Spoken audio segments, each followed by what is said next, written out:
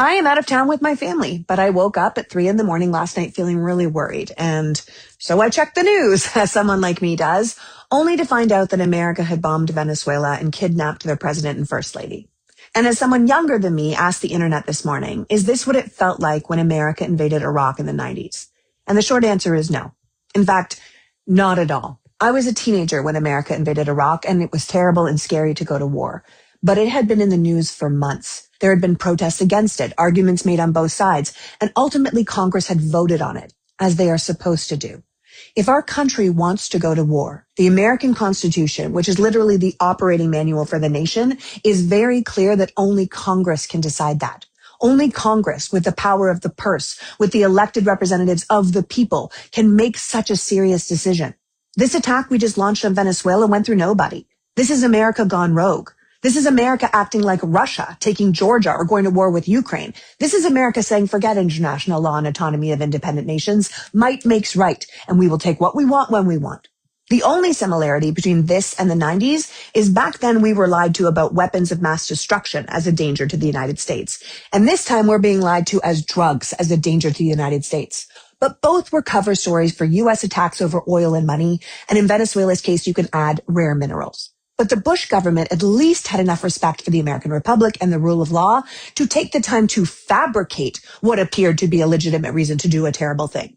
The Trump government has been acting like madmen since the beginning, just indiscriminately murdering people in the Caribbean, claiming to be protecting America from drugs coming out of Venezuela, while simultaneously pardoning the leader of Honduras, who was in jail for actually trafficking drugs to Venezuela. The Trump administration didn't even bother to take this world-changing step from the Situation Room of the White House, the place where one would take a decisive first-strike action or declare war. Trump did it from his country club in Florida and informed the American people via tweet.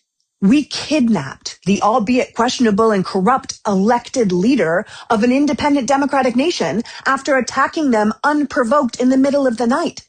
There is no precedent for that in our history. And now our president is saying that we're just going to run their country until this gets sorted out. And as Jessica Craven pointed out online, we don't have the money for healthcare in America, but we have the money to run another nation? This is why we needed congressional approval for this spending. But no, we didn't get that. We're being run by a dictator and the American taxpayer is paying for the privilege of doing it.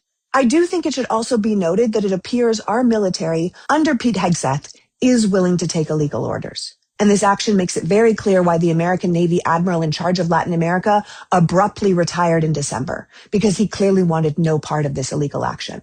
And make no mistake, this is an illegal action. As soon as this order was given, without going through Congress, in direct contradiction to our Constitution and the powers of the three branches of government, the military should have marched on Mar-a-Lago, not Venezuela. And the leader they should have taken into custody was our own.